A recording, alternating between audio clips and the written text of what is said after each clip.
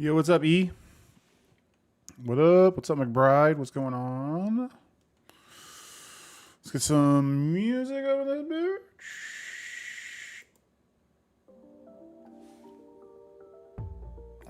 Happy Thursday.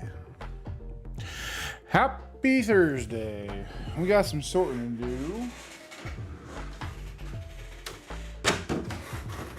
Yo, oh shit. What's up, Ryan?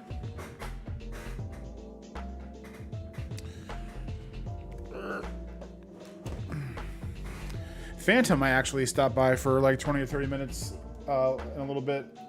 I don't know yet. Might happen, may or may not happen, but how's everybody tonight? How's everybody doing?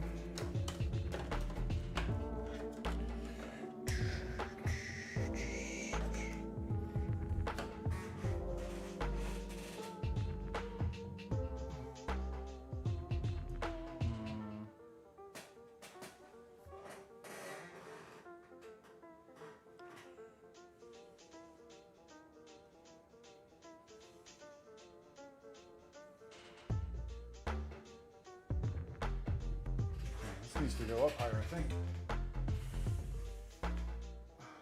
There we go. It's a little dangerous.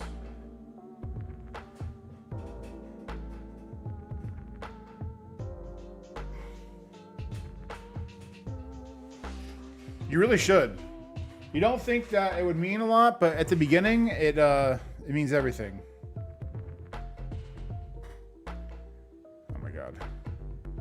Camera orientation is the worst. The only thing worse is trying to cut your hair in the mirror. It's like having reverse race controls on. There we go. Doing good, about to do some chores and then probably play Diablo for a bit. Are you a Diablo 4 guy? Or are you still doing Diablo 2? I tried playing Diablo 4. I tried getting back into it, but it is not my thing. I miss, man. Take me back to the days when Mortar Destruction first came out. I miss it. I miss it.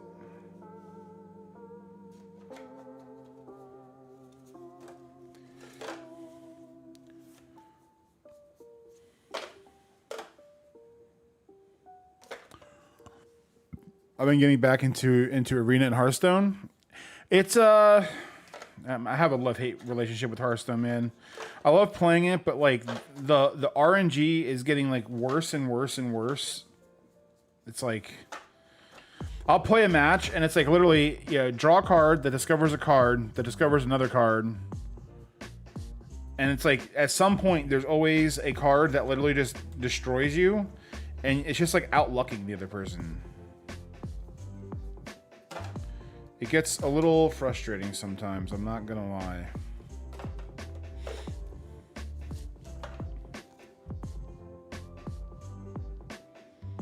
Adventure awaits.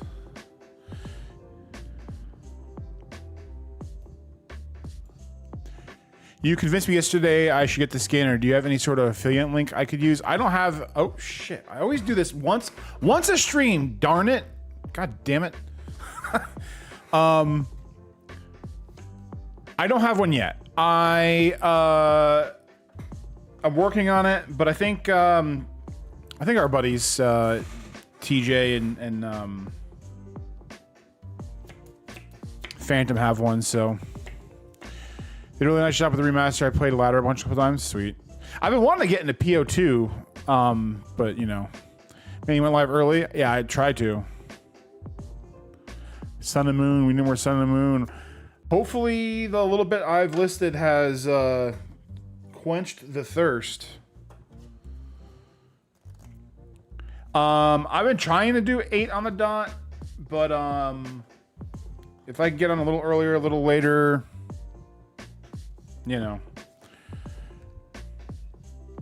I feel myself getting too into like orders and stuff, and I go over that, so I'm trying really hard not to do that.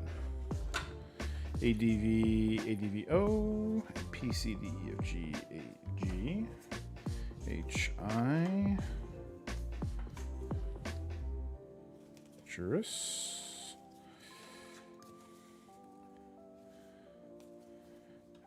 MNRB, Armor. Going to my first Magic pre-release on Saturday? Dude, I hope you have a lot of fun, man. Pre-releases are really, they're pretty cool, dude. I think you'll enjoy yourself.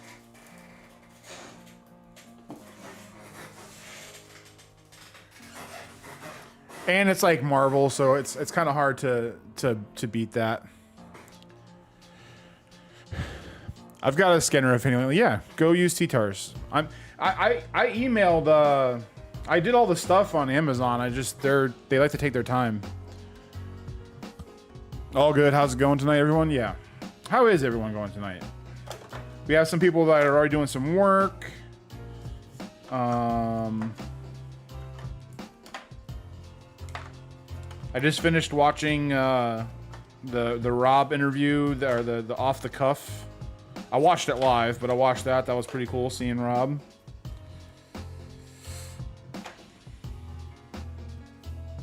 Bushwhack.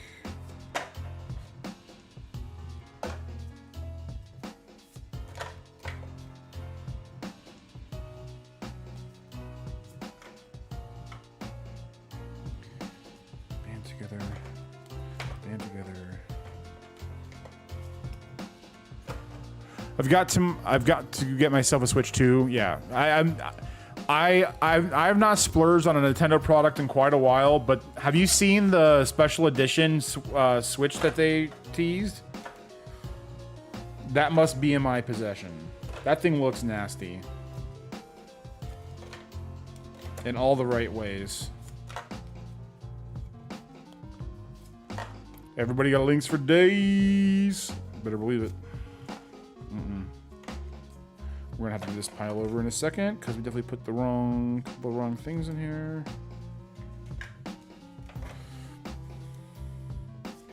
Borrelios.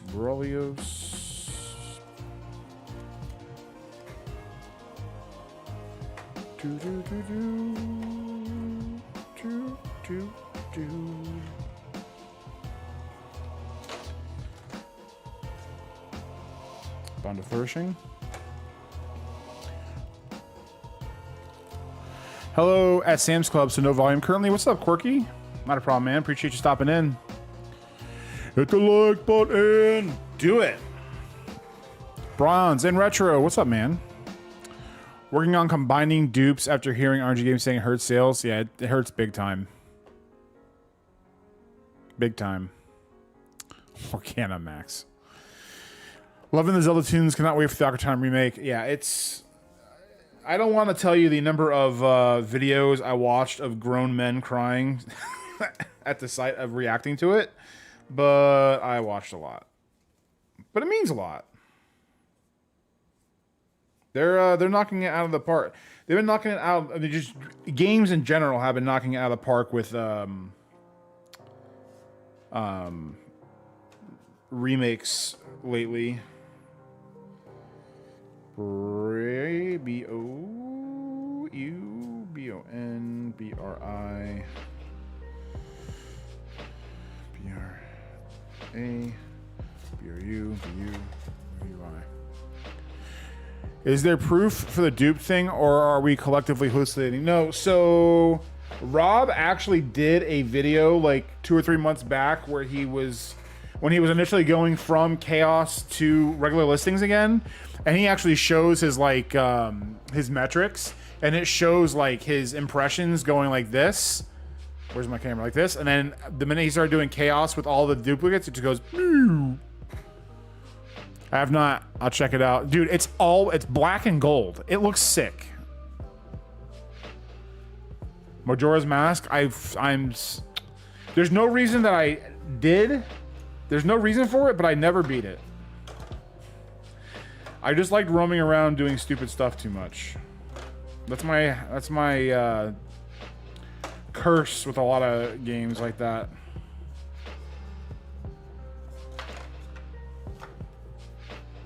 I get so lost in doing all the other stuff that I never actually finish the intended game.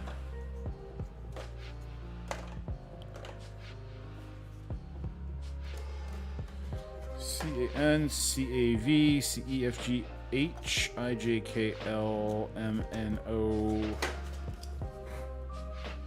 Yeah, it looks really good. Really good.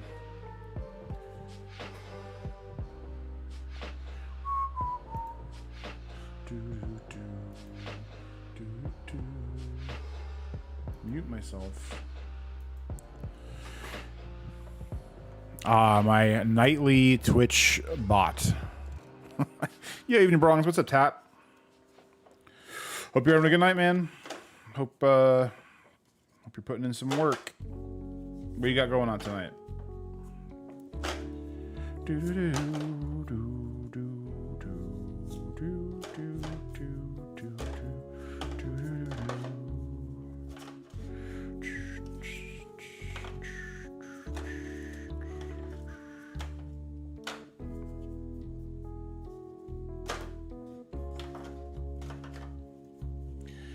Dionys.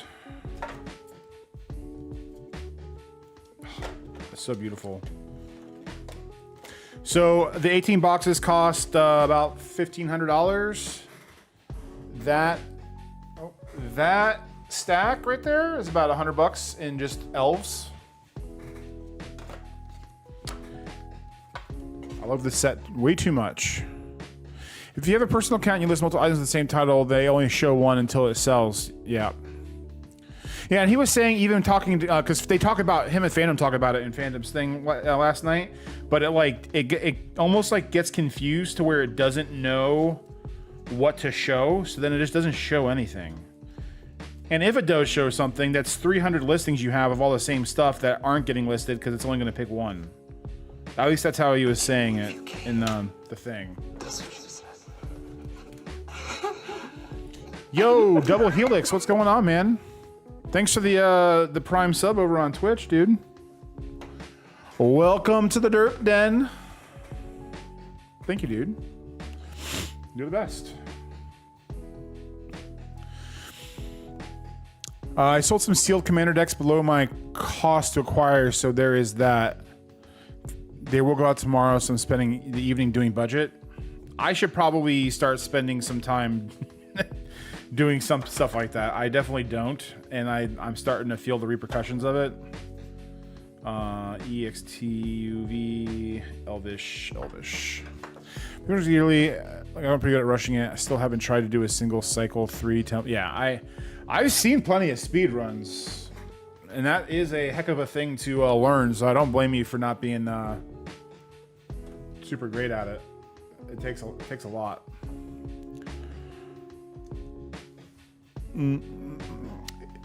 It's oh, what's up, Adrian? Yeah. Yeah, I mean, might as well dual stream, you know? It is what it is. I appreciate it, dude. But yeah, I mean, my computer can handle it. I don't know if it can handle 3. We might be able to find that out one day, but FORGFU.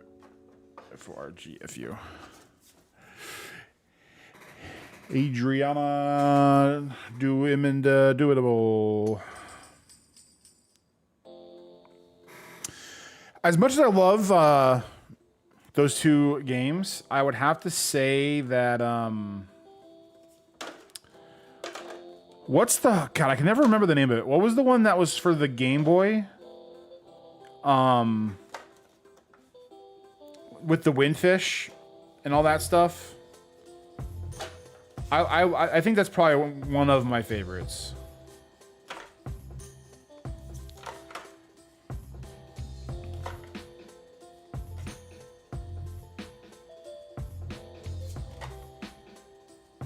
I don't know why the name is escaping me, but that's a good one. That's actually the first one I ever beat. That's probably why it has such a spot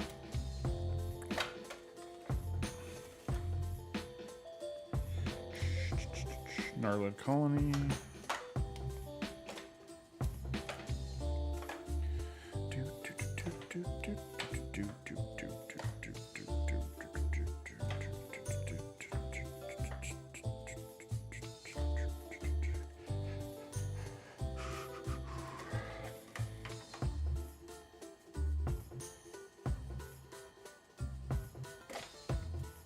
Uh-oh.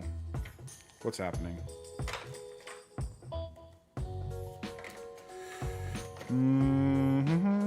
Groundswell.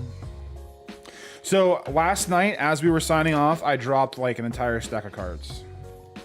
So this stuff is supposed to be like nice and in order, and it's not. Link's Awakening. Yeah. That one's really good.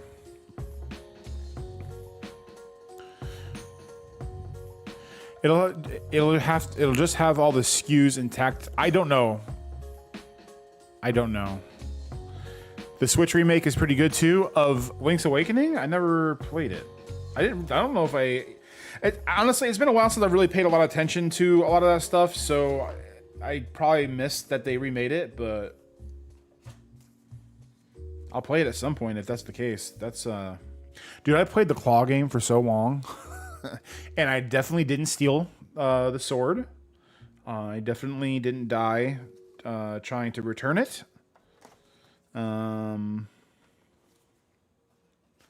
Definitely not.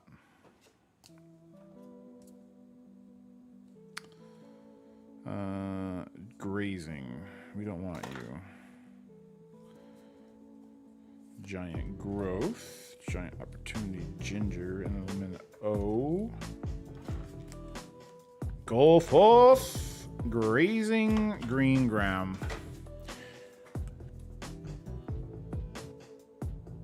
Well, you see, Retro. I don't use SKUs because I don't do.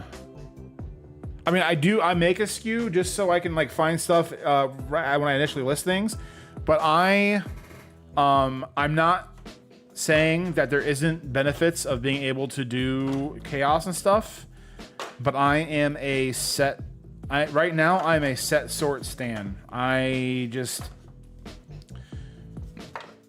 gives me whatchamacallit, chaos gives me anxiety right now that it's probably unwarranted, but I just mentally can't get over it, so I just do my thing.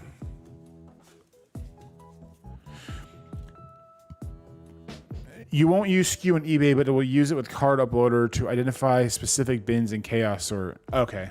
Yeah. And because I do so much, I'm starting to do like decent amount on direct, like TCG player, I'm never gonna do it. One day I'll change. One day I'll move to Swift Sort and do stuff there. But right now,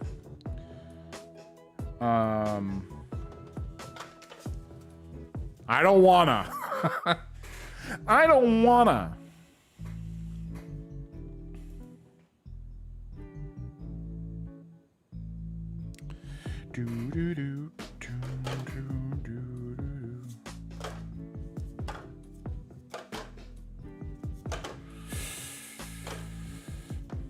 I'm probably doing myself a disservice too, but just right now, there's just too much stuff going on. Zelda's the only game I ever drop everything to play. The only one I haven't played as of yet is the new Hyrule Warrior, simply because I don't have a Switch 2. Yeah. Oh, interesting? What's interesting? Oh, the... Retro, I'm glad I heard you to say that. Because I feel like sometimes people go too hard for it. And I get it. Like, if it works, it works. But, like, yeah, it's... I don't know. I know for the thing that I want to have in the end game, it's not going to be beneficial to have it, I think. And that's the thing, is like you can always redo things down the line, so whatever.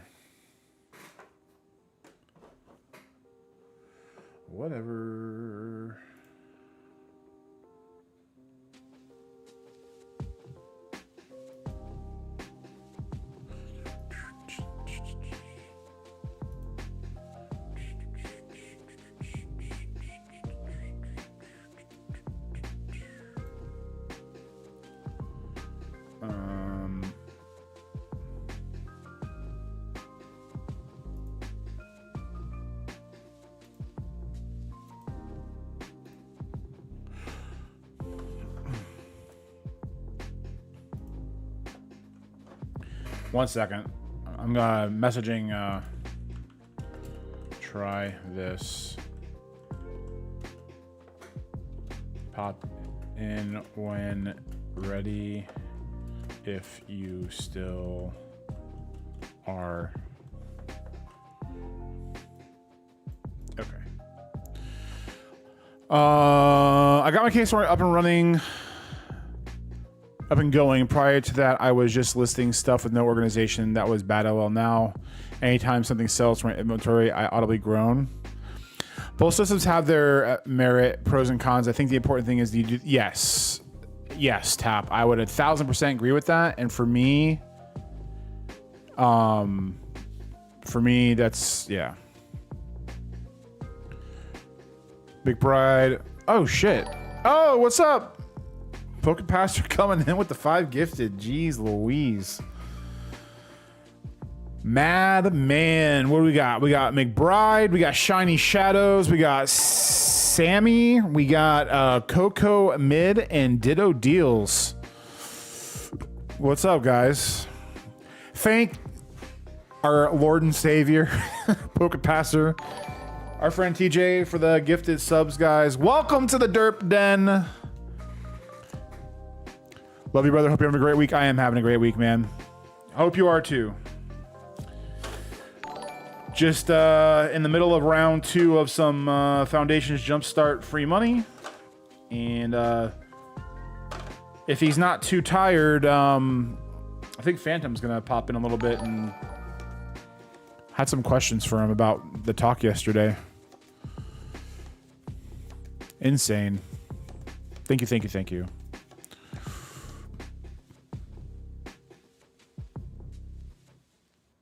Yeah, I did my best so Retro couldn't get one. That's the way you do it. Although I'm going to assume that Mike put you up to that. Brahms God? I love it. Brahms God, no E, but an M. Even better. Joking. I don't care. An inventory system is like your diet. You should do the one that you can stick to. That's... Yeah. Guys, if you aren't already following TJ, I think he's close to like 14K if he hasn't already surpassed it. So for some reason you're not hanging out and checking his stuff out, which is great, you should. You should actually do it right now. How the rest of the I know it's Thursday already, but how did the rest of your break stream go, TJ? You open anything sick after I left? Open anything crazy? I missed when you pulled the Trikachu. I knew at some point I would leave and then you'd open something crazy. I still don't get why people like that card, man. I think of all the special art Pikachus, that thing is so mid. It's not even funny. I follow him. Good. That's what we like to hear.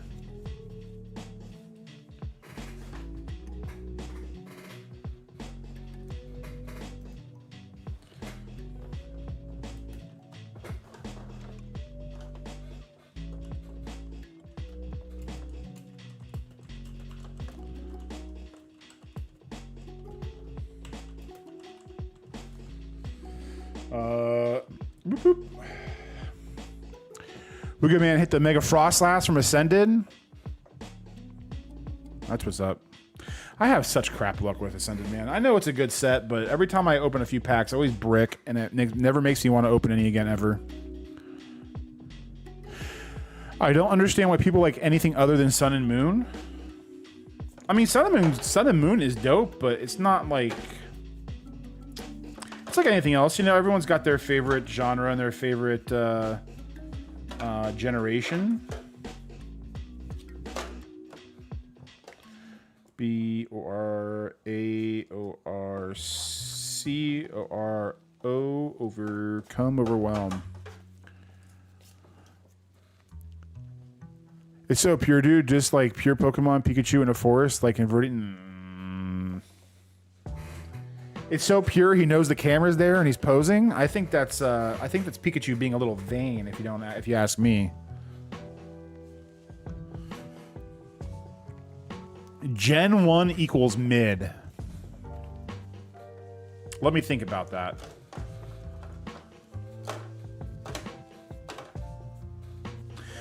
You know, as a Gen 1 stan, I would probably agree with you. I feel like that is the same category as how, like, Mario Kart 64 is actually not the greatest game, but it has such a nostalgic value to it that it's seen as a high commodity. I don't know what other generation I would like better than 1, though. I have a question, y'all. I found a local hookup for a Pokemon book, but dude was taking forever to give me an account, and he's setting up to meet me tomorrow, and still doesn't have an account. Meet with him, and if he still doesn't have an account, then just pay him the bare minimum rates, and then if he doesn't like that, then he should have counted. That's how I would have done it. That's how I'll do it. You don't have counts, and I don't know what I'm getting, I can't pay you as much. Sorry. And then if you waste your time, then you just don't deal with him again. TJ shooting shots at me? No. TJ doesn't shoot shots. He doesn't have to shoot shots. He's so good that everything he touches wins. I think. I would imagine. Diddy Kong Racing 64 is the best racing game? I would agree with that. Who was your racer in Diddy Kong Racing, Shiny? Everything went downhill the day Neo got released. That's a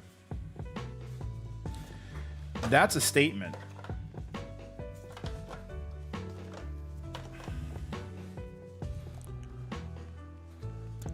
Well, I give him my prices and he just keeps saying I'm sorting. I'll have it in later. So, okay. This might be a hot take, and I would love you guys' opinion on it. When someone wants to do something with you and they keep delaying, that's usually a bad sign that either don't want to sell or it's probably not the type of person that you're going to want to do with business with long term. I have a very low threshold for that. So if I keep asking, if I ask once or twice and I keep not getting an answer, I'll just eventually stop, because if that's the way he's going to be in trying to make the deal, there's a really good chance that he's going to be like that when it comes time to do the deal. That's just from my experience and what I've dealt with. If you guys have a different opinion, I would love to hear it. But a lot of times, if it's really hard to get it done, it's probably going to be hard to go through with it.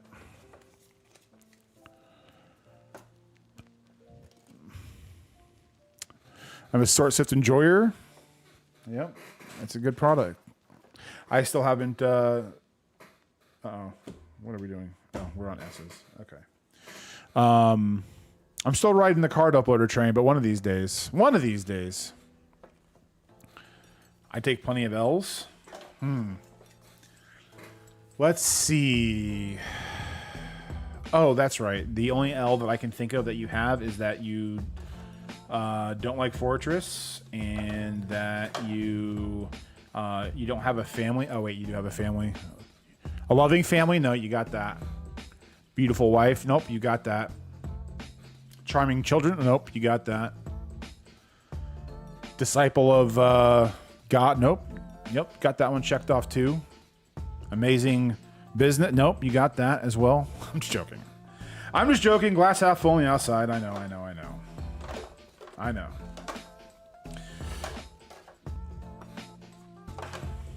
What's the line that Jordan Belfort says?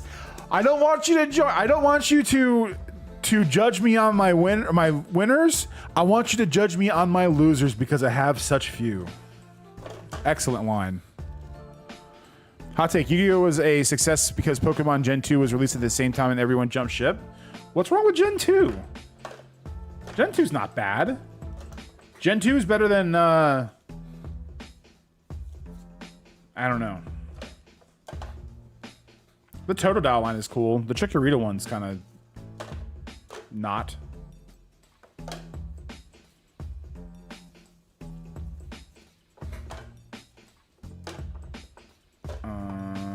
but that could be a hot topic too. That's exactly how I feel about the situation. Yep. I mean, for the price point, you can't really beat Card Uploader. No, yeah, I mean, you're not wrong. I mean, how much does I think how much does Sort Swift cost?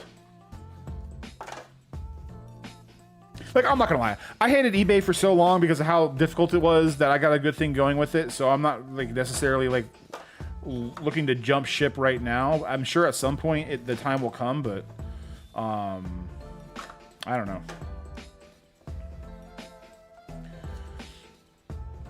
And I know you guys do chaos with that too, and I'm not planning on doing chaos for quite a while if I can help it. I'm not going to ignore it to the point where like I'm going to ignore it just to ignore it, but I'm not in a rush to join that.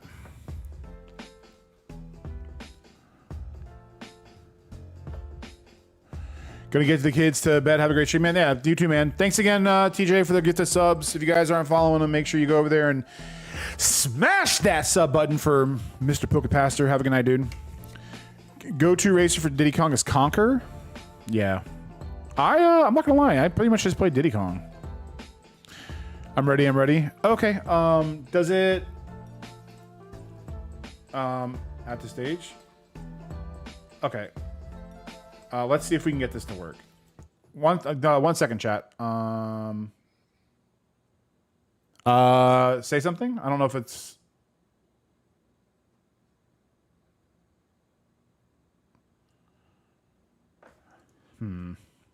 Oh, am I here? Yeah. You're in the show. Can you hear me? Hello. Okay. Can you hear me? I don't know how this works. You hang on. At the stage. Okay, can you hear me? Hello. Hello? Yes, I can hear you. What's up? Okay.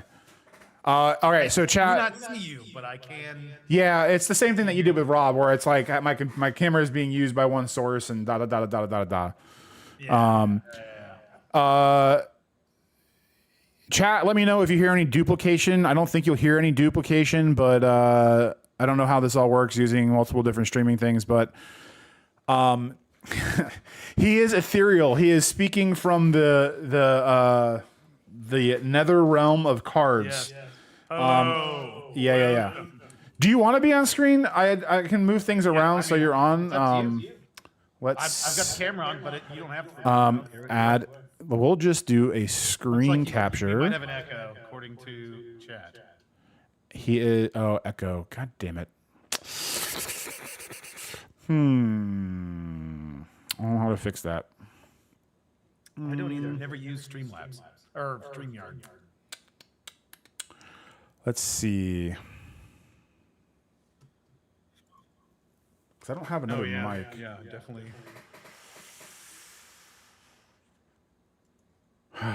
Did you, when you did Rob, was it through Discord? Yeah. Hang on a second. Actually, I might go to fix that. This might be like my Sunday morning conversation problem. Okay, give it a few seconds. I just turned my headphones on, and that might solve the problem. Okay. Testing. Are we no longer echoing? Pokey OC, I have a virtual soundboard that makes things a little weird. So that if I do that, it's going to make other problems. It's going to solve problems and fix others. It's weird. How we sounding? Solved. There we go. Sweet. We did it. I just had to cover up these big ass ears of mine, and then we were good. All right, let's see. Screen capture. Let's get your beautiful mug over here. Boom. Bang.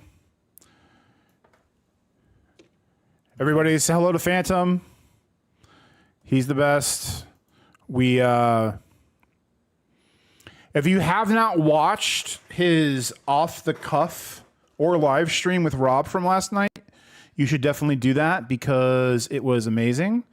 And as I was, you did, and you weren't live because I just posted that at 5. You know what I did? I had it going and the live stream going at the exact same time. Clutch. Yeah. So we don't have too much time with Phantom because apparently he's got like a wife and a life outside of cardboard. More But so, I just want to make sure to sleep tonight. But and I would again go back and watch the off the cuff thing because what we're talking about now is going to do with that. But I started asking him questions offline about Sort Swift, and I wanted you to go in depth with that. Like, how much have you actually experimented with it, or not at all? Like, have you messed with it at all? Yeah, no. When I first got my scanner, Micah joined in a call. Actually, I have a live stream of him like walking me through the whole platform. Since then, I've not really messed with it. So it's going to be one of those things that when I go into it, I still got a lot to learn. I just talked to Micah today, and it's definitely something that I'm probably honestly going to go rewatch the live stream to learn again. But it was just so convoluted, and I didn't know how any of this worked. You know, I just had gotten the scanner. I barely knew how eBay worked at the time. So learning that and learning what was needed, I kind of jokingly said that like he said to me, he's like, you know, you're gonna want to eventually come back. And I was like, okay. And then I didn't think anything of it. But then now that more I've done, the more I'm like, yeah, that was right. I think I do eventually want to come back. The camera, I think, messed up, but there. Where? Are we good? Yep, you're good. Okay. So Yeah. It's a very complicated platform. And Mike and I were just talking. I was like, yeah. He's like, yeah, well, maybe we can make guides. I was like, yeah, you need like 50. Is it? I thought you were exaggerating. It's really that bad? It is. The problem is, the thing that it does is it gives you like a bajillion features. Like the amount of features you can do and the amount of things that you can do through the platform is basically unlimited. It's if you asked a program to do everything you possibly could want it to do, but it's also giving you all of those options at all times. So it's just a huge like overload of information. Rob called it the Matrix, and it feels like that. It really does feel like you need to be Neo from the Matrix. It sounds like you're describing when they're messing with Dwight with the paper, and it's like, oh, well, while you were doing that, I literally learned everything about paper and Alting. Oh, and sold another ream. Yeah, exactly. Yeah. Let's see. Raise Phantom just a pitch. Yeah, keep going. I gotta just mess with your volume. Wild that I need to be louder. That's a rarity. But yeah, it's a good platform. But it's just, I don't think, and I still don't think this is the case, it's a very good beginner level platform. And that's where I'm still going to be very much like recommending Card Uploader, even less of like a beginner, more of like Sort Swift without using it right now. And not remembering it just from what I remember. It's one of those things that like I'm listening. Card Uploader will take you from. Let me know if that's better, guys. Card Uploader will take you from like pictures on a camera or on your phone uploading to eBay. If that's 0%, Card Uploader is going to take you from 0% to like 95%.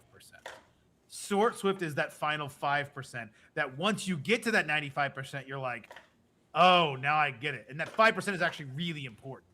But like for the majority of people that are doing this, if you're doing this as a hobby or if you're doing this and you want it to always be a side business, like it's not a necessity.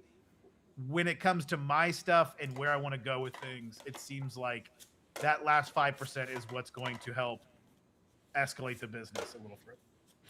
So do you think, because I remember when you were talking about like the office space, and by no means me asking you this question is like a poo-poo on you trying to do it.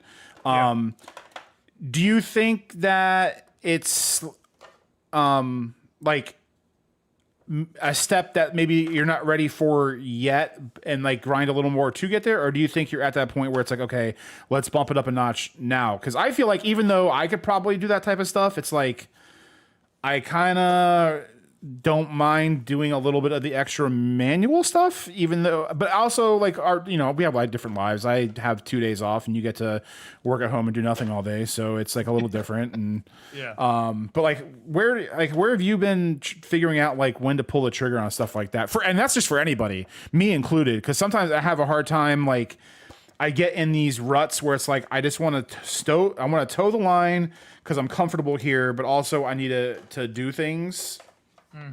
Like progress a little bit, but the trade-off between, I think if you're asking me for you, like if I were looking at, like you are still so new on the eBay side.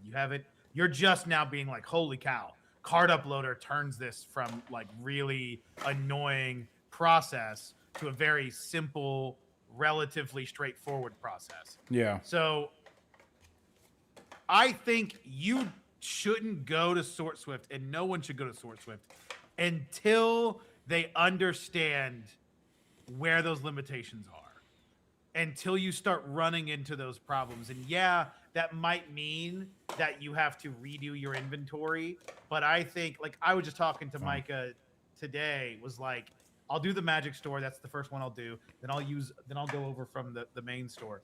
But like, it's nice that I do have those kind of separated because I don't have what would be the problem is I would turn if I unlist my inventory like you did. Yeah. I then lose that sales. Velocity. Like he was talking about the velocity, the eyes, the watchers, all that stuff. Yeah. Well, that's more so because I do duplicate listings, but more so what I'm saying is like when I don't care about that necessarily, like the watchers and stuff. More so, like I will no longer be getting sales if I remove that. So I'm taking. I think I'm averaging like $100 after shipping and fees a day, and it's like okay, that goes away if I unlist my inventory. And yeah, I can list it faster than I did the first time, but it's still going to take me a while. So like it is nice that I have two separate stores that I can kind of jump into that first to kind of fully comprehend what it is, but.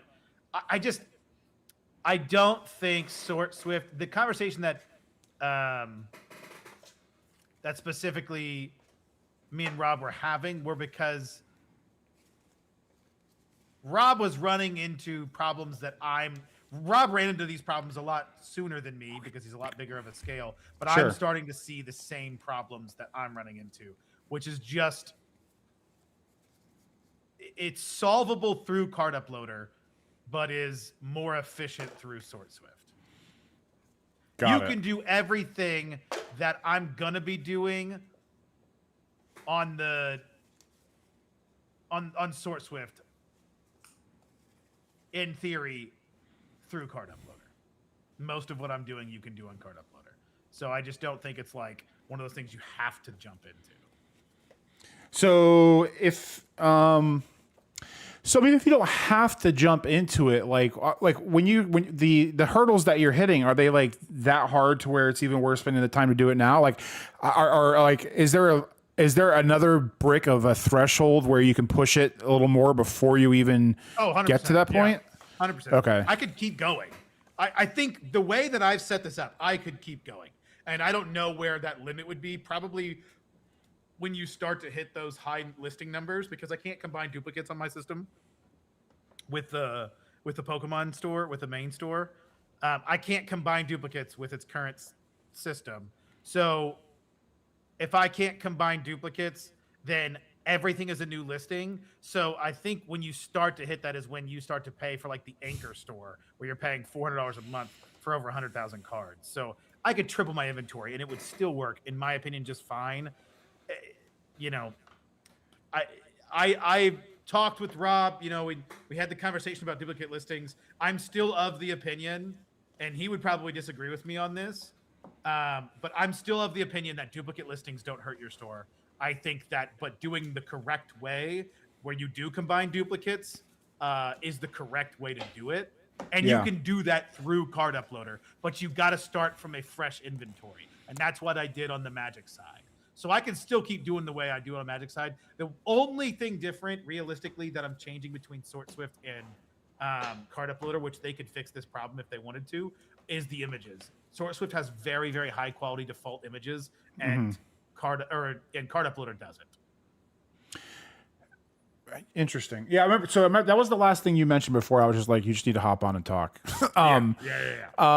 So like, have you ever thought about just? Well, I don't even know if there is an easy way to do it, but there is like sites like Scryfall and stuff where you can just like copy paste just like stock images. Like, is stock images a thing that you could figure out how to? Sure, but it would just be super annoying to do that. Yeah. 200 times. You know what I mean? Like, it'd be really, really obnoxious to do that 200 times every single day when you could just have a software that does that for you. That's fair. I mean, there's more to it than just that. I also can cross list to Mana Box or Mana Pool, which is from what I've never sold a Mana Pool, so I don't know what that's like, but I've only heard good things. Yeah, Teal was in here a little bit ago, and he started selling on it. And the thing with Mana Pool, though, I think is like you're forced. Everybody is forced to like you can't have knuckleheads on there selling cards for a penny. Like, there's a forced floor of like 15 to 25 cents. Right. Why can't you combine listings without blowing up your store on Card Uploader? I think you might be able to. I've never tried it, and I think they say through Card Uploader to do that. The problem with combining duplicate listings is TCG Automate does the same thing that Card Uploader does, that every platform does. Yeah. Where when you're combining duplicates, it's literally just taking the title, and if it matches exactly, it'll combine them. Yeah, but if it's off by one letter, or if you change the way you wrote it, or if you ever did an edit to a title and you did it differently for a different card, it won't combine those duplicates. So you're still having the duplicates on your store, so it just kind of defeats the purpose. But yeah, that's in theory what's happening on that. I have noticed that. I mean, granted, my inventory is not that big. I think I just hit like 1,500 listings. So, but every now and then, like I'll grab a stack. Like, wait, I think I just did that yesterday, and then I'll look. So I'm trying to set rules for myself to, and it's helped with Card Uploader. It's like every time the word miscellaneous comes up, always autocorrect that to MISC. Right, every time Pokeball pattern comes up, just change it to Pokeball. Anytime any condition is spelled out, always abbreviate it. Which to your point, you know, that's other little things that are points of failure to prevent that. But yeah, I mean, ultimately, it's just, you know, it is what it is, and you're almost like picking your poison on where you want your points of failure to be. Which actually probably leads more towards you making that decision probably being a reasonable one to do as far as making the switch. And I don't fully know yet what exactly I'm going to do. I'm talking about it as if I've made the decision of exactly what I'm going to do. I think I have, and with the way you can export your inventory through Card Uploader, I think I can literally then upload all of my Magic inventory to Sort Swift, because I did combine duplicates on that store, and I do have one listing for each card. So I might be able to literally plug and play my inventory when I move that. I have no idea if that's going to be possible, but there's a possibility that it is. And if that's the case, then it'll be super nice that I don't have to go rescan all those cards and go do all that stuff again. But I definitely won't be able to do that on the Pokemon side, because it's just not in the inventory. Is doing what I'm doing right now something that you've ever thought about getting into? I know you said back in the day you did like commander decks and stuff, but like if there is a product that, because honestly, like when you're talking to him about like how your cards for Magic sometimes don't move, like doing something like this with a set where there's a pretty decent margin on it where you could experiment. Because you can get a case of this for like $500, free shipping, I've done that no taxes. And then like trying to like, is that something that's even in your realm, or is Pokemon still just like? No, I'm not opposed to it, but from what I understand from other people I've heard in this space, you got to sell on TCG Player for that to work consistently, and for you to really get your money back. In a consistent way. So since I'm only on eBay right now, it doesn't make sense. When I switch the Magic over to Sort Swift, and I start selling on Mana Pool and potentially even TCG Player, although I don't love the idea of selling on TCG Player. But if I did, then I could see myself moving into that. But I've got such like a, wouldn't say backlog necessarily. I guess that's just not the business model I'm moving towards. Sure. I'm really wanting to move into some automation stuff and move into that realm that breaking apart commander decks just doesn't seem like it's something that one is very interesting to me. I've done it before. I liked it when I did it. I liked it better when I did booster boxes. I used to do booster boxes too. Back when Jumpstart was super cheap, the original Jumpstart. I opened a shit ton of Jumpstart. But I don't know. Wait. So you truly didn't start at $0 then? You son of a fucking bitch. Well, no, that was back Heretic! when I used to do cards. I know. Liar! I used to do cards, and now then I took a break, and then I started again. That's From awesome. zero. That's zero. awesome.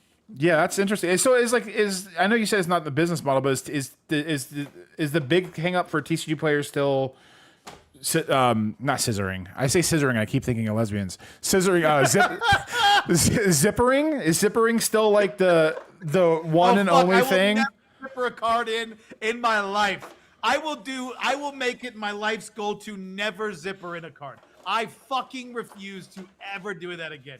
And that's why I don't think I'd ever go to direct, because I couldn't do it. I can't do it. It sounds, I fucking hate it. It is easily the worst part of any part of this business for me. I hate it. So I refuse to do it. If I ever had to do it, if something blew up and we couldn't do chaos sorting anymore, I don't know how long I'd last. Do you have like because this is funny, is the last girlfriend I had, and this is probably like 2 years ago, she was so, I mean, she had, it's probably the reason why I broke up with her, because it started becoming an issue, but she had like pretty serious ADD. But saying using it to my advantage sounds bad, but she loved tedious stuff. So when it came to zippering, when it came to like, hey babe, I'm gonna go, would you mind like just like completely alphabetizing this 5,000 card box? I don't know what the cards are. It's okay, just do it, and it would be done. And it's just like, oh my god, that was so. You know, is there anyone in your family like that where you can just be like, you know, pay a 10-year-old nephew, like, you know, come over and do it for you? Probably not consistently. No, so you've seen it now with the power of eBay, and the power of having your shipping costs within the cards itself. Yeah. I'm done shipping 20 card orders for $5. Like, I'm just done with that. If someone orders 20 cards from me, they're paying $40. Even if I do a huge coupon, they're paying over $20 for a 20 card order. And that's exactly how I want it to be. I'm done with the days of packing 50 card orders for $10.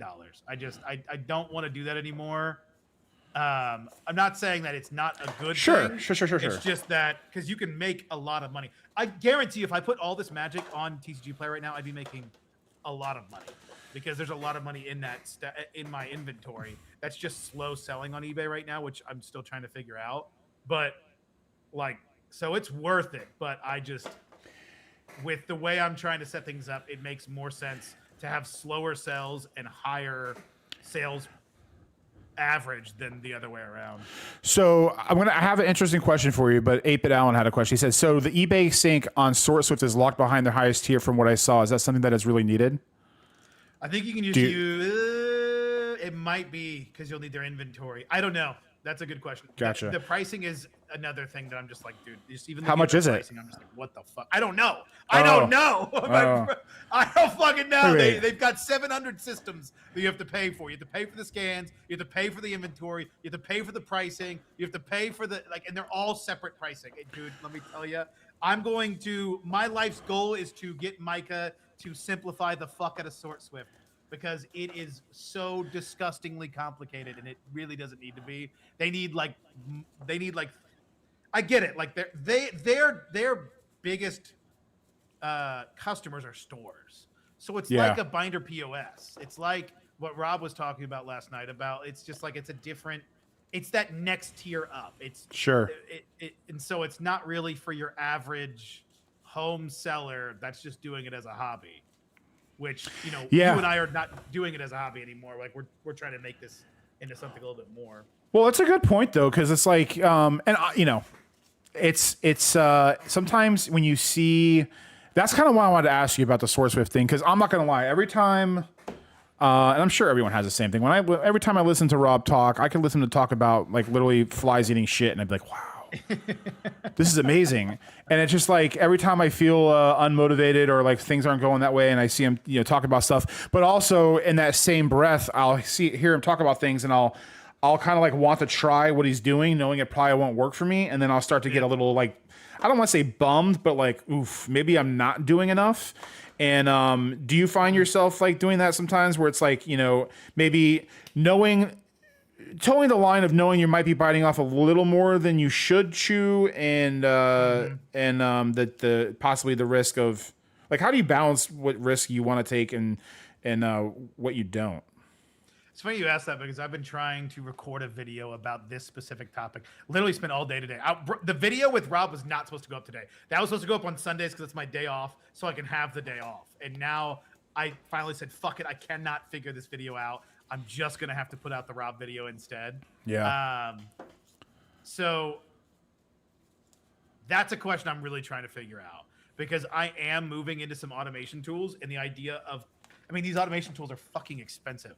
I'm talking to these people about spending $30,000, and with Micah about this $25,000 machine, and all these different things, Cardbot with their $8,000 machine, and I'm looking at my bank account, okay. I'm looking at my final numbers in my spreadsheet. I'm like, I ain't even fucking close.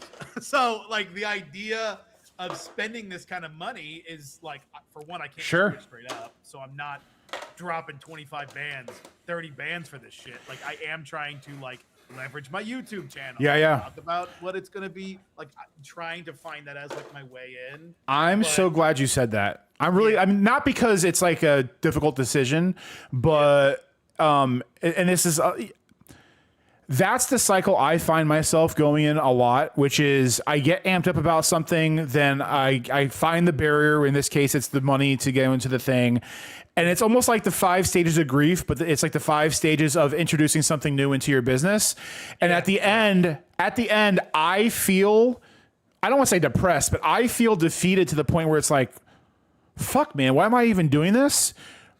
And you can go from having a good idea to thinking the world's ending and it's not going to work. And then all of a sudden it's like, it's like a fabricated mental block that you could be creating for you. Well, not you, but like anyone out there that could be creating for yourself. So it's like, it's your business, right? It's your thing. You can change anything at any time. So talking to these people, like Phantom is right now, he's talking to all these people. Like if it's not going to work out, it's not going to work out. I wouldn't. There's a difference between taking a calculated risk and like throwing balls to the wall and like, Yeah, and that's what people were talking about with The Office too, and the way I started seeing, like, I actually talked to my dad. So I talked to my dad when I first saw The Office, and he's like, if it's going to make you like not want to lose it all because you're in your house all day long, then that makes sense. Like $500 a month, it's really not that much. It is. I'm not sitting there saying I could just like drop in the grand scheme of things. Yeah. But in the grand scheme of things, like especially for an office, like that's actually really cheap. But when I started being like, nah, maybe not, then I was like, okay, fuck it. If I'm willing to drop basically $10,000 after all is said and done over the course of a year on an office that isn't going to bring me money back, well, then why the hell am I not looking into some automation tools that will absolutely pay themselves off within almost no time? If I literally just rented one of these things for a month and got through all my backlog of Magic, I bet there's $10,000 of Magic cards that are over a quarter in my garage right now that I'm just not able to get to because it's so time consuming that one of these things could blow through that pretty quickly. So I was just like, I don't know. That gave me a big like shift in focus for me of like, let's start thinking bigger picture, I guess. And so I started thinking like, how can I make this work? Yeah. With bigger things. How can I stop seeing these automation tools in this way to do business? How can I, like, I guess, make it less daunting? And I don't think there's any easy way to make $30,000 less daunting. There's not. But like I said, I'm leveraging my strengths, which is my YouTube channel. Sure. And trying to be like, all right, well, I can't give you $30,000. I can't give you anywhere close to that. But what I can do is show stuff on my YouTube channel. And like, how much is that worth? No one's giving me a $30,000 machine for free by no means. I hope no one thinks that it's that aggressive. But, you know, they're working with me or the idea, there's some companies that have been like, okay, we can maybe work this and do this. And like, so we're in talks, at least. Nothing has been concrete with any company and anything. And I have no idea where it's going to go. But yeah, I guess I just opened the door to the idea of stuff like this by realizing that if I was willing to spend 10K on an office, I should be willing to spend 10K on, you know, bigger things for my business. I started my store with $0 in the bank and definitely not a free $30,000 scanner. Yeah, exactly. Yeah. No, but you know what's funny is I just thought about this when you said that is like, it's almost like treating it like a hermit crab. Like, you don't have, hermit crabs don't leave their shell until they literally can't fit in it anymore. So it's like, obviously there might be benefits to getting an office space and getting the other stuff and going up, but if there's still a lot of space between that and where you are to grow, you almost might want to get to the point to where you're really just pushing against the wall and then boom. Now, if the shot's there, take it. But like, I really feel like, and I honestly, that's probably the way I'm doing things is like, I'm doing what I can to get to a certain limit. And once I hit that limit or I'm like 90% of the way there, then it's time to upgrade. But I know, at least for me, and I don't know how you are as a person, but when I start ramping up too many things too fast, I start getting overwhelmed. And then that's when I start fucking up and making mistakes and, you know, and burning out. And I don't want to have that feeling. But also like, you know, I want to be able to grow and do better things. And it's definitely a fine line. A fine line to tote. I guess I don't see it that way. I don't want to make a business decision necessarily only because I'm forced to make that business decision. I want to be ahead of the curve and make that business decision before some other people might not, to give me an edge, I guess. That's fair. Yeah, it's not a hard to see things a little bit. Because you make a great point. I don't blame you. I think that's I think that's a good way to go about it. It's a safe way. It's the safe way. A lot of people were saying that with my office space and why I shouldn't get an office. They were like, "You've got plenty of space in your office now to grow." And I was like, "Well, that wasn't the argument. That wasn't even the thought process. Yes, I could turn this office. I could ramp the hell. I mean, I could literally probably fit 500,000 card inventory in here. It's a big room, and it's not like I'm like filled to the brim with cards that I can't fit. Similar to what you're in. Like, you could fit a shit ton of cards in your office right now, and you wouldn't need an office necessarily. That wasn't the argument I was having in my head. I was more so, to me, and that specific thing was like, I need to make sure this is sustainable in the long term. And if I stay in my office, I'm going to burn out eventually. Yeah. But I looked at it as like, I can go one more year. That's fine. One more year is fine. But like, I'm not waiting until I'm filled to the brim with cards before moving out of this office. Like, that's not what I'm going to be waiting on. Yeah, and I would agree with that, because when I was in my, I don't, if anyone's ever seen an older video of mine when I was like literally operating out of my room, I was having trouble sleeping because I was doing so much of the same stuff in the space that I slept and ate and everything. Yeah. So even though it's just in another room, like I completely get having the extra space. Yeah. Have you ever thought just about like putting your wife on the couch for cardboard? Say that again? Your wife. Yes. Putting her on the couch, and then you go on the couch, and then you just use your bedroom for the cardboard. Yeah, that would work well. There's some couches that are comfortable nowadays. Yeah. Real quick, 8-Bit Allen, honest thoughts on TCG Automate. I'm going to say what I think, and then if you don't have to say anything if you don't want. I think it's a fine program. I think it's a good program. I think after using Card Uploader, it's hella more accurate. You'd have to Google it and find it yourself, but there was some ne'er-do-well-ism that didn't really sit right with me and a lot of other folks. So as I'm not going to talk trash about them, but if someone will do a silly thing like that, they could be doing a silly thing like that to me down the road, and I don't want to part of it. Yeah. Similar vibes. Yeah. I don't trust it as far as I can throw it. And card uploader is only $10 a month. Exactly. It's hard to beat. And has basically all the same features. TCR Ultimate has a few more features, but Yeah. Card Uploader is the better platform. I liked what Helix said. My brother plays poker a lot. When I asked him about getting into higher end games, how to throw around that much money, he said you need to think of it in terms of blinds. I think same plays here. It's not 30,000. It's X months of revenue, and that's exactly what I thought of it as. I was like, well, shit. How quickly can this thing pay itself off? How much revenue is this going to bring me, and how much is it going to cost me per month? Because a lot of these will have like financing. You don't have to pay $30,000 straight up or $8,000 or whatever it is, whatever the thing is. That's the way I saw it. I was like, how quickly can I pay this off per month? And the answer was what I'm currently doing. If it didn't help me at all, I could still pay for it. So it's like, if that's the case, that to me feels like it's a pretty safe bet. Worst case scenario, I just throw all of what I'm already getting, into that payment. But best case scenario, it helps me double, triple my sales. Would you be down for an experiment? So I'm in Kitchen Table Gaming's Gold Wizard program. Yeah.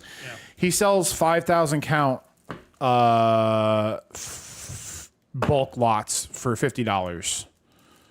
And he says he sifts at a 50-cent floor. Yeah. So if I were to buy one and send it to you, and it just be a side project, you just kind of plow through it at your pace. I just want to see. I want to, and honestly, because I'm not really focusing too much with Magic on eBay. I would love to see if it's actually worth it to buy more. So I wanted to see if that'd be something you would want to do, because I know the last couple, some of the bigger $6,000, $7 boxes you've opened recently have been super sifted and this, that, the other. I'm confused. So you're saying you buy it from what's the Louis from Kitchen Table Gaming? Yeah. So he has on his box. Well, it's not sift. So he sifts. So like Rob was saying, all stores they have they might sift at $1 or $2. Yeah. I bought from a store that sifted down. Yeah, he sifts down to 50 cents. Right. So I'd be interested to see how much 50-cent stuff. I just have so much of a backlog. I mean, you have a backlog too. I was thinking about the other day. I was like, that'd be cool if I just threw a $50 box in here and just send it to Phantom and see what he can do with it. You don't have to. I just yeah.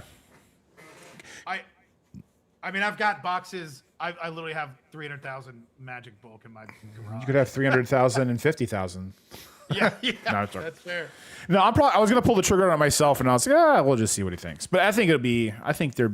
I'm trying to think even that 50-cent floor, for $50, it can't be that hard to get your money back. Yeah, I'm sure there is, and it's not. He ships them for $50. Yeah, it's part of their his Patreon type thing. Oh, I gotcha. Yeah, I mean, hell, at that point, so Rob puts them in lots, and he buys them for $10, but he buys them by the pallet. Yeah. And I am interested in getting bulk for that, the idea of jumping into that if I get one of these automation tools. Not necessarily for Magic. I'm thinking Pokemon, but I could do Magic too. But I mean, I'm sure it would sell. I just can't get right now my eBay to really pop off the way that I want it to. And so that's why I'm switching to Sort Swift, see if that'll improve anything with the better images and the better inventory system, and kind of play with that, and it'd be my testing ground. Sure. Other eBay stores is purely my testing ground, which I actually like having before I start making major moves on the main store. Sure. But yeah, I'm sure there's money there. I'm sure there's plenty to be had, but I don't seem to be selling the cards that are 50 cents or less on my eBay store very quickly. So I just don't know how. Sure. I mean, it probably wouldn't make me money, at least not for a while. You would definitely make money if you put it on TCG Play, I'm sure, though. What about this? I just thought of this, and you don't have to answer, you don't have to say anything, but since you like doing chaos sorting, and since you like doing eBay, I've been talking about how this Jumpstart set's pretty good. Yeah. You've opened Jumpstart before, so you know they're 20 card packs, 10 cards or lands. Yeah. What if you experimented with getting one case, which is like $500, and you can chaos? You literally open 10 packs, 100 cards, chaos sort a whole case, and see what happens. See what sells. Yeah. I wouldn't do that until I start seeing traction on the eBay store from what I already have. Because I also can't tell how much of this is just because it's a new eBay store. It's still really new. So I don't know, like I have less than 100 reviews on this store. So I still don't know how much of that is affecting it too. So I think a about lot of that, the yeah. experimenting I want to do in that regard just doesn't, it's just not, I don't know if my eBay, like I don't know what kind of conclusions we can draw from that quite yet. Gotcha. And I don't really know I know that magic works on eBay. We see Rob do it. And if Rob can make it work, other people can make it work. Rob's not, it's not like his eBay store is some kind of magical place. It's just like all the rest of ours. It's just got a fuck ton more listings and a lot more reviews. So you can make it work just like I made Pokemon work, I'm sure. But I just don't know. Yeah, I don't know what kind of conclusions I can draw until I start to see some genuine traction naturally. But it might be something like where I need more of the stuff like what you have, like Jumpstart. Maybe if I added $500 worth of Jumpstart cards on the eBay store, it would start pushing everything else. So I could see it. I don't see me losing money. Sure. I don't see me losing money with it. But I don't eventually. But I don't see it paying itself off within. Like if you list all these tomorrow on a TCG Player, if you could open them and list them all tomorrow, you would pay yourself back within probably a month at worst. I finally listed so because it was of the holiday, whatever the last holiday was, Labor Day or whatever. It took me like an extra 2 weeks to get this in because the UPS kept trying to deliver it after 9:00 and my lobby was closed. Mm-hmm. But yeah, the minute I listed it all, and this is more of a direct thing, the minute I listed it all, I had almost my entire purchase price sold within 8 days. Yeah, that doesn't surprise me, especially on direct. Yeah. Even outside of direct, because I did it without direct, and I think I paid myself off really quickly. Yeah. When I would do it, because it's just good stuff that sells quick. What was the other thing I wanted to ask you? Because I had a weird comment the other day. Okay. Because I know you can't stay on too long, and I wanted to talk about this live with other people. I got a comment the other day, and it was a DM. It was on Discord, and it was like, "Hey, are you mad that I would consider you a friend at this point? Are you mad that your friends like Phantom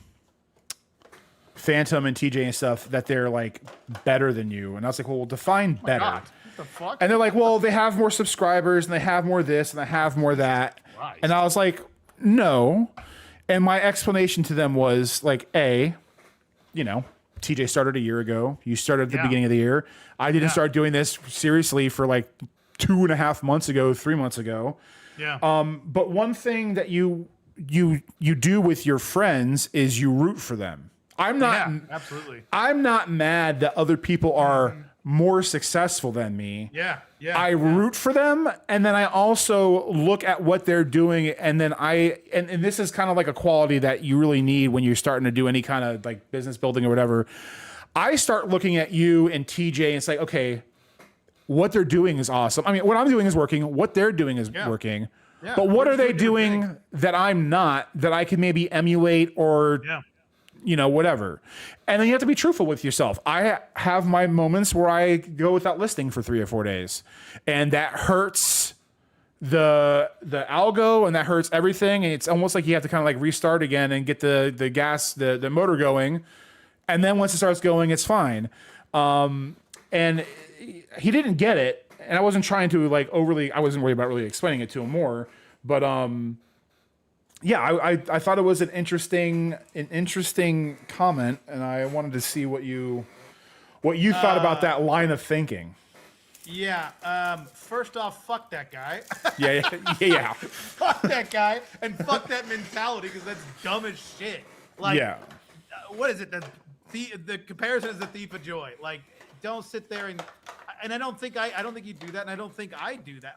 Imagine if I started my YouTube channel and was like, well, I'm not as good as Rob, so I mean, I might as well fucking quit. Like, what a fucking dumbass mentality. Like that, exactly like Shadow just said. Someone's trying to start some high school drama. Give me a fucking break. I mean, no, I don't compare myself. I try not to compare myself. Like, even when TJ was starting, and now I consider TJ as a friend. Like, I started, and I looked up to TJ a lot, and I still look up to TJ a lot. I love his content.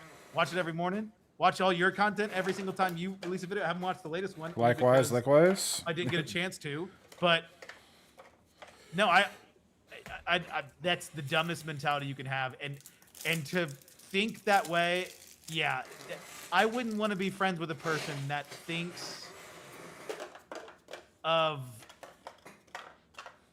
you, that thinks of somebody else as like competition.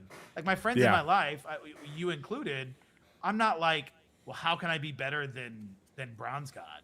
How can I be better than Carmine? How can I be better than TJ? How many subscribers does TJ have? How can I be better than? Like, I never really thought that way. I don't, and I don't think that's a healthy way to. Oh, absolutely not. To look at life. I think that guy's got. Yeah, so his priorities backwards. That's for sure. $1.99 super chat for Coffee Cobra Show. Hey. You both are the worst. Not joking. Fuck you. Oh, okay. Yeah. Thanks, man. Fuck you. Yeah, man, it's weird. It's like your friend said yes, so I'll be talking to him probably in a couple weeks. And it wasn't him that said it, but I don't know. Sometimes I think about those things in a very philosophical way. I was like, have I ever given the air that I even thought that way? Where did this comment come from? I mean, I've never lied about like starting with $0, so I don't. I mean, maybe you should start. Maybe you should start lying about it. Yeah, that's what I do. That's what I've done. Lying works, according to a lot of my comment section. You know what you should do is like at the beginning of your videos now, it's like start a whiteboard where it's like I started my business with $0 and then like keep adding things that are less than zero just to get like an entire whiteboard of nonsense. Yes, all the things that I started with. Yeah, exactly. I'm not gonna lie, man. That's like my favorite meme of the whole year right now. Yeah. I accidentally joked around about it at work. I was like, they said something. I'm like, well, technically, and I said it, and they obviously didn't make any sense. And I was like, you had to be there. It's like, I don't know. Yo, I just gotta comment two things. When someone said, I just love. I don't know if they did this on purpose or if they just forgot your name, but someone said on my comment, someone said 180,000 views on the video. He's talking about Rob's video. And Rob was talking about his latest video. He said, little does Rob know that 40,000 of those views are Phantom and Clementine alone. I think they were talking about you, but I thought that was pretty funny. I was like, yeah, he's probably not wrong. He's not. Listen, when I half cringed and half giggled when he mentioned that video that had 180K views. I think my algorithm, every time I don't click anything, that video comes up and I let it run through. So it's easily been probably 200 or 300 views on my own. But like, I mean, I don't know how about you are with stuff you watch on the side, but every time I feel any kind of way, it's like, okay, let me pull up an old Rudy video. Let me pull up an old Rob video. I want to watch a video where I am at right now, just so I know that these kings of cardboard did come from like homeless cloth or whatever. I don't know what I'm saying, but you know what I mean. It's like, it's just a reminder that like, okay, just keep your head down, keep going for it. Everything will be fine. Yeah, no, I agree. I think that I can look to a lot of it with inspiration for sure.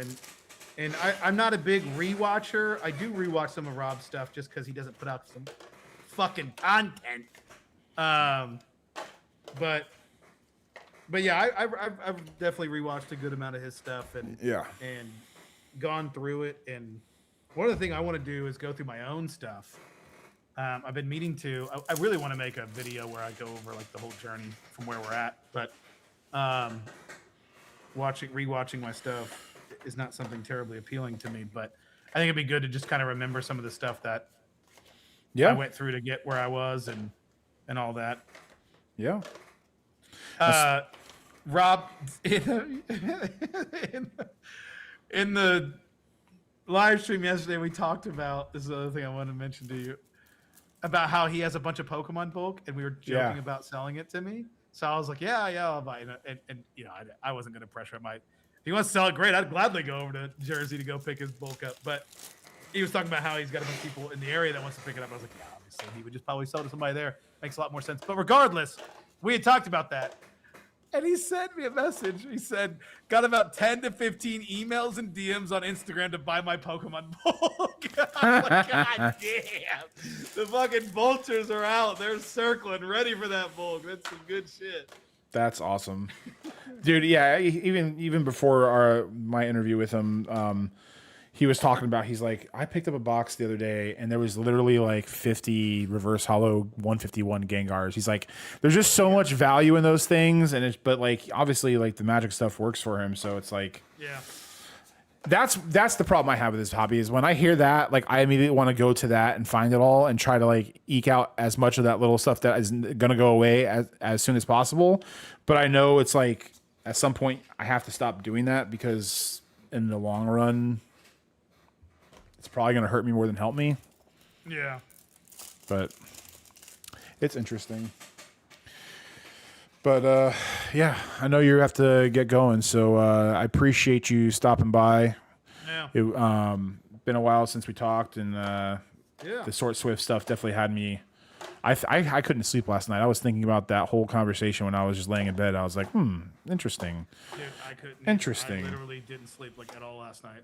My brain was racing between the conversation I had with Rob and then the conversation I had with Micah right after, and all like this whole week.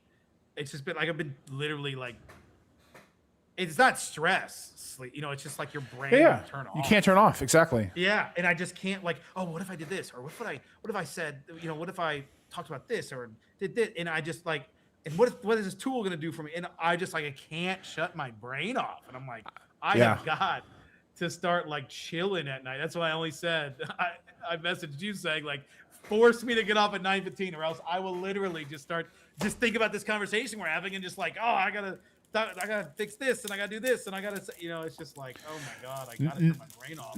Yeah, not only can I not shut off, but sometimes I'll get like 5 hours of sleep, wake up completely feeling real refreshed, and like, no, we need to go back to bed. And then when I go back to bed and wake up, I have more of a headache than I would have if I would have just gotten the 5 hours of sleep and stayed up. It's miserable. Yeah. Oh, Michael. So Michael actually has a good comment. He said, you should do a director's commentary on your old videos. Oh, I never thought about doing it. I know what you should do on your very first one is literally every point of critique should be pointing out when you lied about having $0. Yeah. Oh, you see here? I'll just have a lie counter in the top right hand corner. Dang, you ever watch CinemaSins? What's that? Say that again? CinemaSins, it's a YouTube channel. He he watches movies and he points out every little dumb thing that's wrong. Like it's like a comedy, but it's real. But he just has this little counter up there, and that's what you do. Like, this is where I lied about having $0. Oh, and here, when I was sitting down talking about, I was also lying about having $0 here. Yeah. I understand. Yeah. TJ said, I understand about 30% of Sword Swift, but the 30% I understand is so dope. Yeah, and you're probably in the top 0.5% of the people that understand that much. So I don't think anyone understands 100% of it other than Micah himself, and I bet even he doesn't understand all of it. Yeah. But that's what it seems like. Rob's the same way. Like he understands. Like he said in our talk, he's like block out like a third or like 2/3 of the website and only focus on these tabs because the other ones aren't important right now. You know, it's just like one of those things. Like you'll learn it when you get there. That's what I literally I talked to Micah today and was just like, I'm gonna try like to force myself to learn one part of the website like a day next week and try to just immerse myself in it and try to figure it out. But he's like, that's what's great about Sword Swift is they really do a really good job of helping. So like if you have a question, they will drop everything to make sure. And it's not just like YouTubers. Like they will talk to everybody. Sure. So, no, that's a good thing to keep in mind. They are very good with that stuff. and they're cool. All right. So 2 quick questions before I let you go. If in the universe where my name is actually Clementine, what type of hair do you think I would have? Are we talking like Pippi Longstocking locks? Are we talking about like short, same-sex loving women? Like short and sweet? Like what type of hair would a Clementine Carmine have? Clementine. I feel like I could just see Clementine with just like the best dreads. I like just it. Full dreads. Second is of all the names I've been called wrong like Clementine, what do you you get 5 stabs at 5 names that I've been called other than my name that are arguably worse than Clementine. Some are obvious, some are not obvious. I don't know. If you could even think. I couldn't even. I mean, asshole is probably one of them. Nice. There we go. That plenty of times. There we go. So Cartman is obviously an easy one. Cartman, Carmen. Recently at work, I got Conrad. Conrad. Wow. Carl.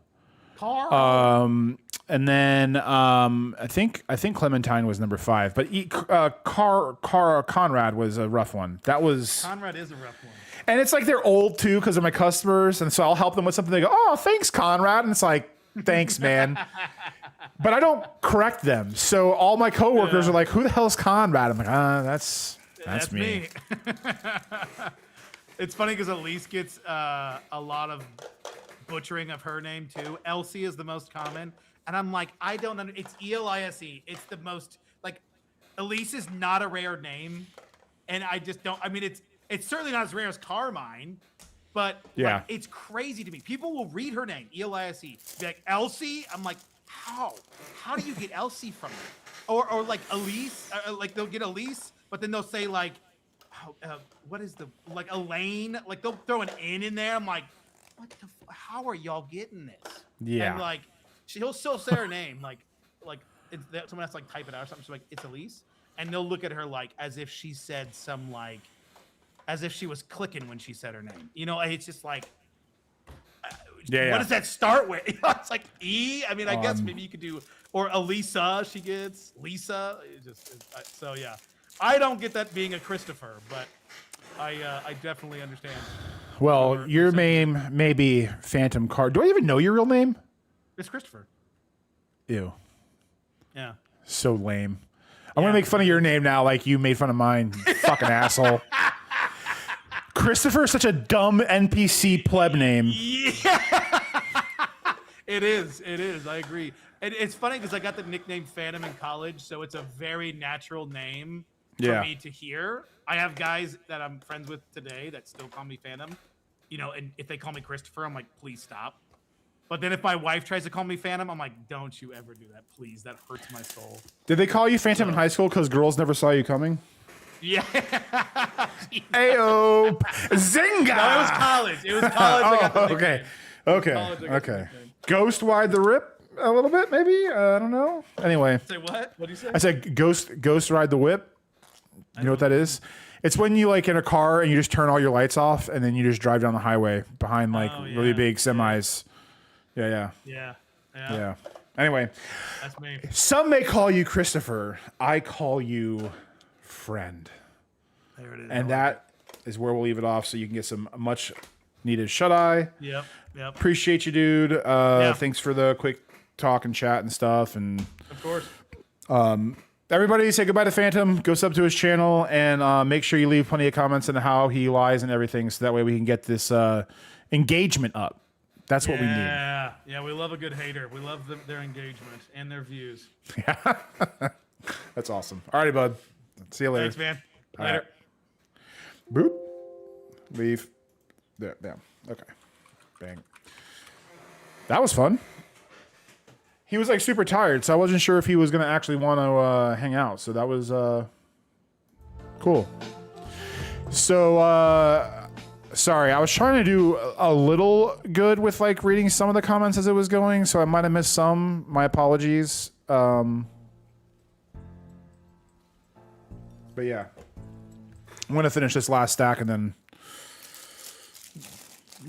short night streaming, but it's always fun talking to dudes. Yeah, Sword Swift, man. TJ, if you're still here, are you allowed to say how much it costs? Because he was saying how much it costs. He doesn't know how much it was, but it sounds like if you're paying for different access to different things, it's like an a la carte menu almost, where you're just kind of the sky is the limit in what you're willing to do.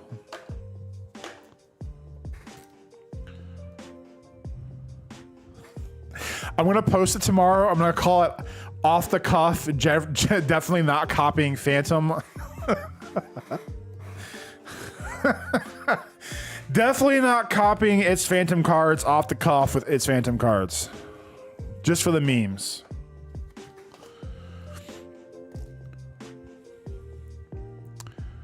What was the benefit of Sword Swift first card uploader? I think it's... I still don't know. I mean, I heard everything he said, but I think it's just one of those things where it's like... if you have a big operation or you have other things going on, there's benefits to it. Like there's so many different things that you can do on it that you can kind of streamline almost everything, but at the sacrifice of money because it's apparently not the cheapest thing in the world. I mean, the whole suite is $500 a month, but you can have an a la carte and do it for a low as 50 a month for inventory and scans. Okay. So you can. It sounds like you can just start off with like, baby version doing the bare minimum that card uploader does. And then as you like learn them, maybe then start introducing other aspects. But, I definitely haven't heard anything bad about it. And all I have,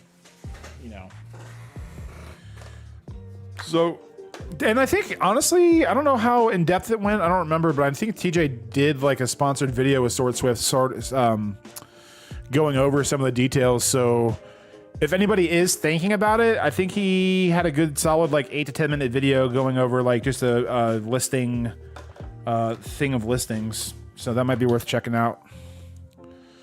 From California out here, ghost riding the whip. It's letting your car drive down the street while you walk next to it with theirs. Is that really? Okay. Well, then what is it when you just turn all your lights off? Because I always thought when you just turned all your lights off and you drove down the highway, that was the same thing. Or maybe it's something different.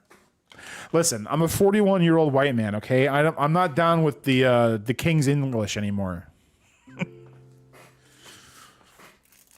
Yeah, I'm not in a rush to change. I'm having fun with Card Uploader. But, maybe 1 month. I mean, that's what I did with Card Uploader. With Card Uploader, I still had the other one. And I just bought it for a month, and I just did the 3-day trial. And then I was like, oh, this is actually really good. And then I quit the other one. So you could always do that. It's like $50. Just give it a shot, see what we can do in a month, and then go from there. Most recent vid is a half an hour of pulling orders from their pick list. That's right. Here, let me, Pokey, Pastor, Sword, Swift.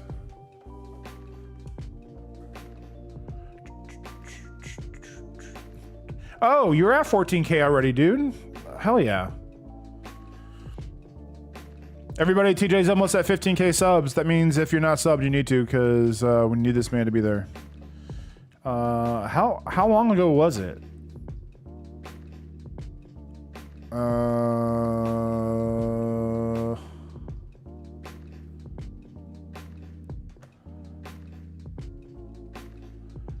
500 clams a month is a decent change. Couldn't have been that long ago.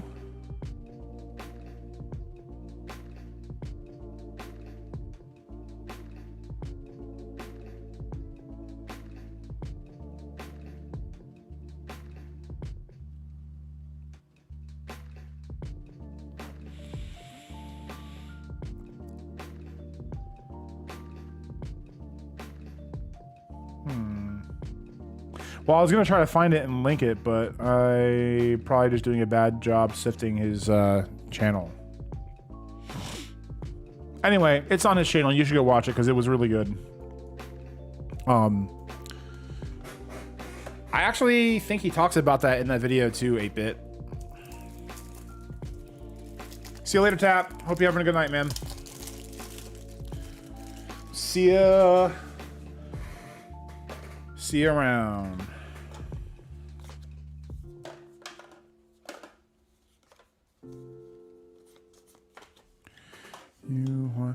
Once they have Teachable integration, you won't have to pay for Pro Seller anymore and can just use pricing in your own store through them. Yeah. I remember you talking about that now. Yeah, I mean, Pokey OC, you're absolutely right about that. Unless it's like some crazy technology, I don't know if sorting is ever going to get solved. I'm sure it will, but like solved to the point where it's no longer a bottleneck. It's weird. I almost feel like sorting being a bottleneck is what's stopping like the masses from truly getting into the bulk side of things. So like part of me almost feels like I don't want to see that happen, but also it's like I do because I don't want to spend so much time doing it.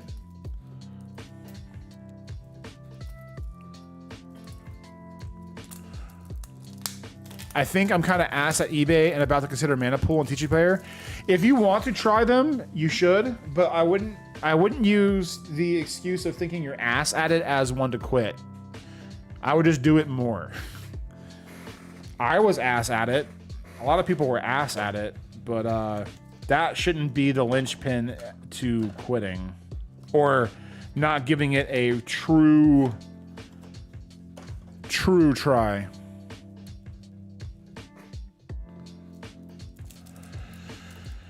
New to Energy, what type of cards do you think are not worth listing as individual listings?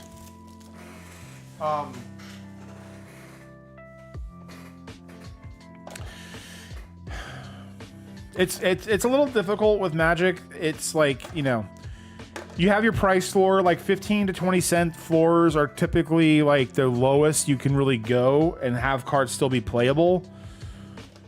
But with Magic, I mean, you have a lot of different floors. So like your commons and uncommons are 15 cents. You're probably going to be listing them at like $1.79, $1.99. You know, playability is king. So you can't just list, you know, literally anything and everything. You know, even bulk rares, like there's bulk rares that are 20 or 30 cents that probably aren't even worth listing by themselves. And it's probably better to just do lots for those. It definitely takes some on-the-job training with Magic, but you soon figure out what will and won't go.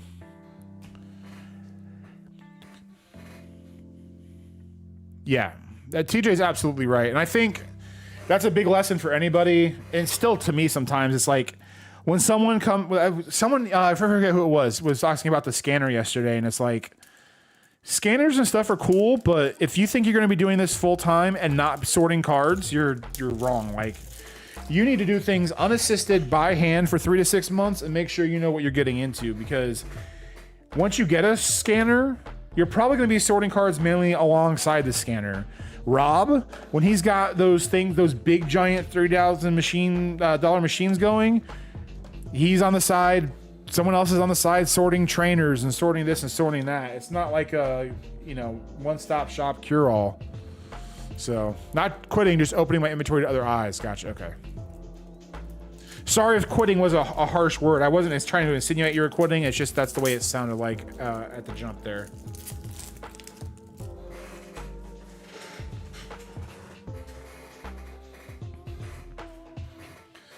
Z, A, B, B.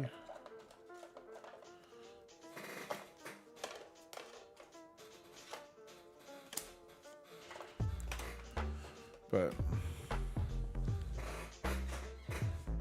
what about the foil full art lands? Do people care about what specific art lands there are? They do. The full art ones, you have a little bit of a better chance of selling, like your basic regular foil full arts, like your special ones, like the Spider-Man webbings and the, like, those will go. It's just, it's weird. You know, a lot of foil lands end up usually going in lots too.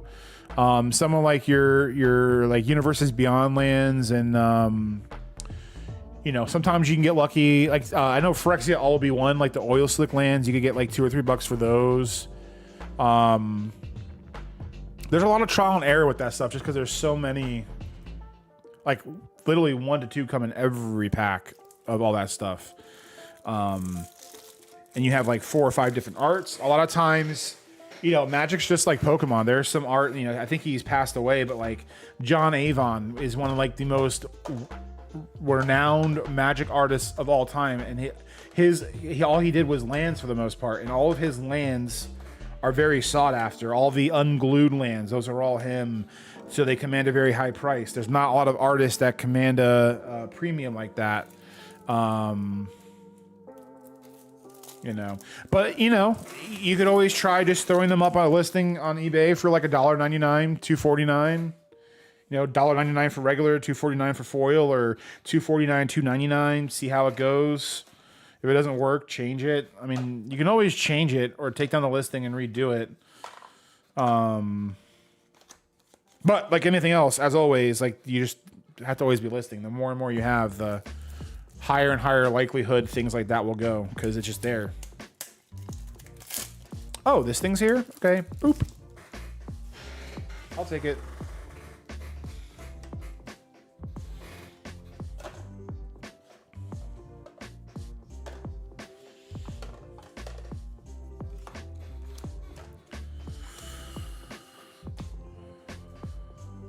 Okay.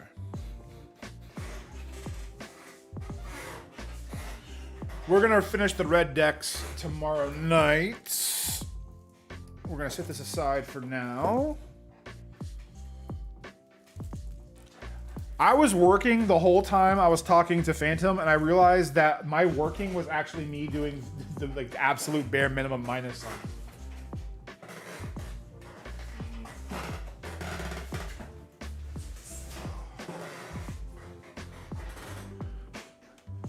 About to pick up 66 Sea and Sky promo sets. Those are causes are going to be fire soon. Oh, yeah.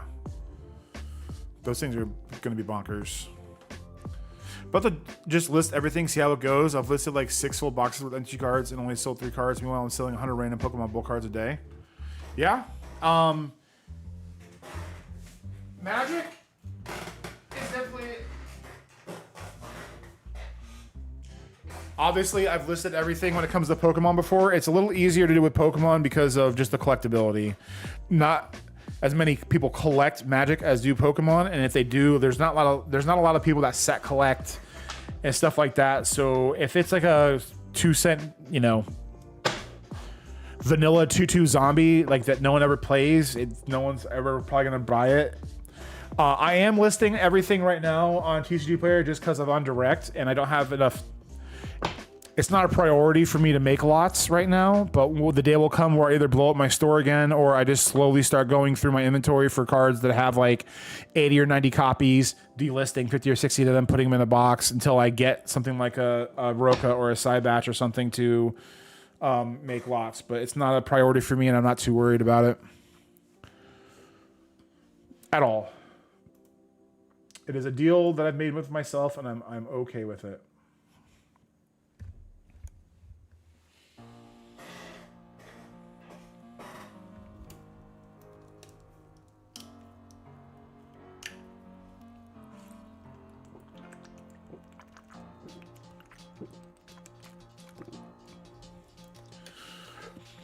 Boom,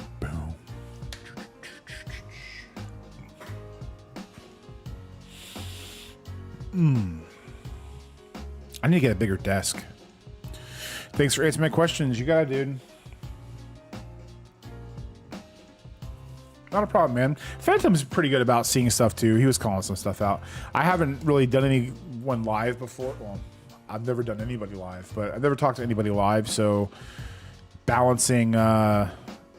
you know, I don't want to ignore you guys, but also it's hard to have a conversation and stop and read every comment like I usually do. I think you guys understand that. But we didn't post a video today, so we got to make sure we record one tonight before we go to bed, which I think we're going to talk about the summer slowdown. I'm sure everyone's starting to feel it to some extent. I had some thoughts on that, so that's what we'll probably talk about tomorrow. Yeah. That was a good stream. That was fun. We'll continue the round 2 of Jumpstart tomorrow. We have our guest that we're recording for Sunday Morning Conversation tomorrow night after stream. Nice guy, cool guy, younger and stuff, but LOL, that's content, bruh. You're right. I'm not gonna lie. The 1 or 2 people that get, I don't want to say mad, but it's like, you know, anyone who's been in a chat and watched someone live, there's those few that like get a little cranky, and I get why they're cranky, but also it's like, you're right. I had a summer blow up, best month yet. I'm glad you did. I'm glad you did. I think on average, you know, there are some people that start to feel a little bit of pain during the summer months, so, you know, it'll be a fun topic. It comes up enough to where, you know, probably worth talking about in some manner. It's been one of my best months so far, just because I had my store down for like a whole month, so having everything moving, nice. Very nice. Let's see. Is there anybody? Do we have any bros on right now?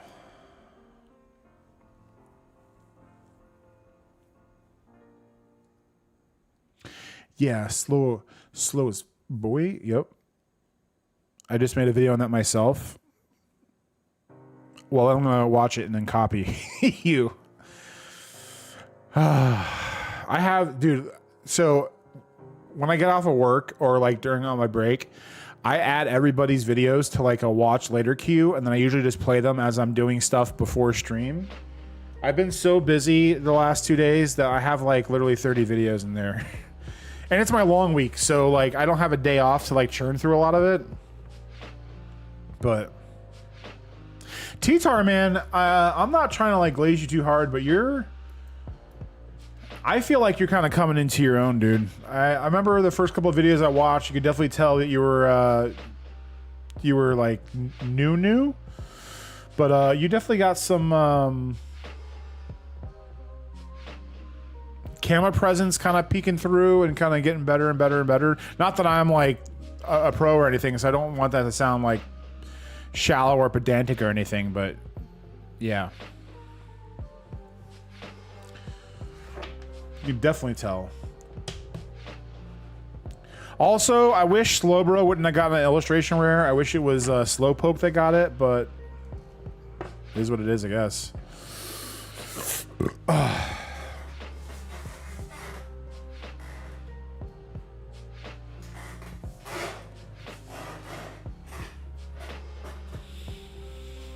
Yeah, man, you're doing solid. You're a quarter of the way there. Just keep at it and you'll get there. You can do it. All right. I think that's going to do it for tonight, guy. I think that's going to do it for tonight. As I butcher my words yet again. It's not a bronze stream unless I fuck up my speech. Oh, you definitely are, dude. I definitely are. But yeah, appreciate you guys hanging out. I will see you guys tomorrow. Probably about the same time, 7:45, 8:15.